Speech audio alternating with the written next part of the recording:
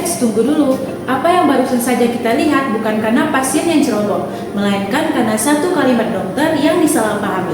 Ketika dokter mengatakan obat diminum 3 kali dalam sehari, tanpa penjelasan yang jelas, sebagian pasien dapat menafsirkan bahwa meminum obat sekaligus dalam satu waktu. Kesalahpahaman bahasa sederhana inilah yang dapat berdampak serius bahkan membahayakan keselamatan pasien. Permasalahan inilah yang akan kita bahas bersama di video selanjutnya. Assalamualaikum warahmatullahi wabarakatuh. Salam sejahtera bagi kita semua. Perkenalkan, saya Hafizatul Husna dengan NIM 30420230443. Pada kesempatan kali ini, saya akan mempresentasikan makalah yang berjudul Peran Bahasa Indonesia dalam Komunikasi Praktik Kedokteran. Makalah ini disusun untuk memenuhi tugas mata kuliah Bahasa Indonesia yang dosen pengampunya adalah Ibu Nelly Kunila SPD MPD. Oke, langsung saja kita ke penjelasan makalahnya berikut. Bab 1, pendahuluan. Ada latar belakang. Nah, pada latar belakang ini berisi bahasa memiliki peran yang sangat penting dalam kehidupan manusia, terutama sebagai alat komunikasi. Dalam konteks praktik kedokteran, komunikasi antara tenaga medis dan pasien menjadi faktor penentu keberhasilan pelayanan kesehatan. Hubungan dokter dan pasien yang efektif sangat bergantung pada kemampuan dokter dalam menyampaikan informasi medis secara jelas, lugas, dan empatik. Kesalahan penggunaan bahasa, istilah medis yang terlalu teknis atau penjelasan yang ambigu dapat menimbulkan kesalahpahaman yang berisiko terhadap keselamatan pasien. Oleh karena itu, bahasa Indonesia memiliki peran yang sangat strategis sebagai jembatan komunikasi antara tenaga medis dan pasien yang berasal dari latar belakang sosial dan pendidikan yang beragam. Berdasarkan latar belakang tersebut, makalah ini membahas beberapa rumusan masalah, yaitu yang pertama ada bagaimana peran bahasa Indonesia dalam membangun komunikasi yang efektif antara tenaga medis dan pasien. Yang kedua, bagaimana penguasaan bahasa Indonesia mempengaruhi kualitas komunikasi medis. Yang ketiga, bagaimana penggunaan bahasa Indonesia berkontribusi terhadap empati dan humanisasi layanan kesehatan. Yang keempat, bagaimana pengaruh kemampuan berbahasa terhadap diagnosis, kepatuhan, dan kepuasan pasien. Dan yang terakhir, apa saja hambatan komunikasi medis akibat kurangnya pelatihan bahasa. Subbab yang selanjutnya yaitu ruang lingkup kajian. Pembahasan difokuskan pada peranan bahasa Indonesia dalam komunikasi antara tenaga medis dan pasien guna meningkatkan kejelasan informasi, empati, dan kualitas layanan kesehatan. Kajian menelaah kemampuan berbahasa tenaga medis serta pengaruhnya terhadap ketepatan diagnosis, kepatuhan pasien, dan tingkat kepuasan layanan, tanpa membahas aspek teknis medis maupun penggunaan bahasa selain bahasa Indonesia. Tujuan penulisan makalah ini adalah untuk mengkaji peranan bahasa Indonesia dalam komunikasi praktik kedokteran. Tidak hanya sebagai alat penyampaian informasi medis, tetapi juga sebagai sarana membangun hubungan yang manusiawi antara tenaga medis dan pasien. Subbab yang selanjutnya yaitu cara memperoleh data. Makalah ini disusun menggunakan metode studi pustaka dengan mengkaji berbagai sumber seperti buku dan jurnal ilmiah yang relevan. Data dianalisis secara deskriptif untuk memperoleh gambaran sistematis mengenai peran bahasa Indonesia dalam komunikasi medis. Bab 2, deskripsi masalah. Subbab yang pertama yaitu 2.1, bahasa Indonesia sebagai sarana utama komunikasi medis. Dalam praktik kedokteran, bahasa Indonesia berfungsi sebagai bahasa utama dalam menyampaikan informasi medis. Bahasa yang jelas dan mudah dipahami membantu pasien memahami diagnosis, prosedur, dan pengobatan yang diberikan.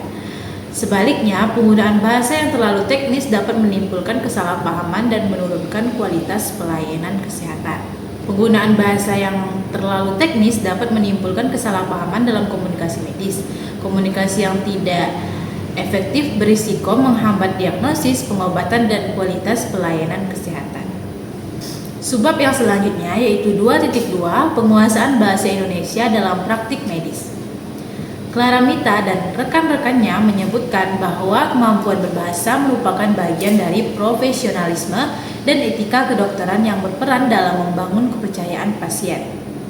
Dengan demikian, penguasaan bahasa Indonesia berkontribusi terhadap peningkatan efektivitas komunikasi dan mutu pelayanan kesehatan. Penelitian lainnya juga menekankan pentingnya penyesuaian bahasa dengan konteks dan kondisi pasien, sehingga mendorong keterbukaan bagi pasien. 2.3. Empati bahasa Indonesia dalam layanan kesehatan. Bahasa Indonesia berperan penting dalam membangun empati dan humanisasi layanan kesehatan melalui komunikasi yang santun dan mudah dipahami. Penggunaan bahasa yang tepat menciptakan rasa aman, mendorong keterbukaan pasien, serta memperkuat hubungan emosional antara tenaga medis dan pasien. Yunisa Priskia Yusri menekankan bahwa efektivitas pelayanan kesehatan sangat bergantung pada kejelasan dan ketepatan komunikasi medis antara tenaga kesehatan dan pasien. Penggunaan bahasa yang merasa aman dan dipahami, serta lebih terbuka dalam menyampaikan keluhan dan riwayat kesehatan. Subbab 2.4 yaitu dampak bahasa Indonesia dalam praktik medis. Selain mempengaruhi kepatuhan, kemampuan berbahasa tenaga medis juga berkontribusi terhadap kepuasan pasien dan keberhasilan pengobatan. Penelitian lainnya menekankan bahwa komunikasi medis yang efektif menjadi faktor utama dalam membangun kepercayaan serta hubungan dokter-pasien yang positif. 4.5. Hambatan bahasa Indonesia dalam praktik medis. Seiring berkembangnya pelayanan kesehatan dan pemanfaatan teknologi, tantangan komunikasi medis semakin kompleks dan menuntut keterampilan berbahasa yang adaptif dan simpatik. Oleh karena itu, pelayanan komunikasi berbasis bahasa Indonesia bagi tenaga medis menjadi kebutuhan yang sangat penting untuk meminimalkan hambatan komunikasi serta mewujudkan pelayanan kesehatan yang efektif dan humanis. Bab 3. Pembahasan masalah. Pada bab 3, di subbab 3.1 peran bahasa Indonesia sebagai sarana utama. Membantu dokter menjelaskan diagnosis, tindakan, dan perawatan secara jelas sehingga mengurangi kesalahpahaman dan risiko bagi pasien. Jadi peran bahasa Indonesia ini sangat membantu bagi dokter untuk menjelaskan diagnosis, tindakan, dan perawatan secara jelas. Selain itu juga bahasa Indonesia sederhana dan mudah dipahami, mempermudah komunikasi dua arah dari berbagai latar belakang masyarakat. Serta bahasa yang santun dan dialogis menumbuhkan rasa percaya, kenyamanan, dan keterlibatan pasien dalam proses perawatan. Subbab yang selanjutnya yaitu 3.2 pengaruh penguasaan bahasa Indonesia terhadap komunikasi medis. Jadi penguasaan bahasa Indonesia ini oleh tenaga medis sangat menentukan kualitas komunikasi dengan pasien, sehingga tidak menimbulkan kesalahpahaman. Dengan kemampuan bahasa Indonesia yang baik, pasien merasa lebih nyaman, percaya, dan terlibat aktif dalam perawatan. Oleh karena itulah, penguasaan bahasa Indonesia menjadi bagian yang sangat penting dari profesionalisme. Di subbab 3.3, bahasa Indonesia sebagai sarana membangun empati dan humanisasi layanan kesehatan. Dalam jangka panjang, komunikasi yang berorientasi pada pasien ini membuat pasien lebih terlibat dalam pengambilan keputusan medis dan mendukung terciptanya pelayanan kesehatan yang manusiawi, etis, dan berpusat pada kebutuhan pasien. Pada subbab 3.4 ini menjelaskan bahwa kemampuan berbahasa tenaga medis berpengaruh signifikan terhadap ketepatan diagnosis, tingkat kepatuhan pasien, dan kepuasan terhadap pelayanan kesehatan. Komunikasi yang jelas, runtut, dan mudah dipahami membantu dokter memperoleh informasi yang lebih akurat sehingga diagnosis dapat ditegakkan secara lebih tepat. Subbab 3.5 ini menjelaskan bahwa hambatan komunikasi medis dan implikasi kurangnya pelatihan bahasa Indonesia. Yang pertama ada hambatan utama. Pada hambatan yang utama ini seringkali muncul ketika tenaga medis belum terlatih menggunakan bahasa yang sederhana dan dialogis. Ini menunjukkan bahwa masalah tidak hanya terletak pada bahasa, tetapi juga pada keterampilan komunikasi tenaga medis. Selanjutnya ada implikasi kurangnya pelatihan. Hambatan komunikasi tersebut dapat menurunkan akurasi diagnosis, kepatuhan pasien terhadap pengobatan, serta rasa percaya pasien pada tenaga medis.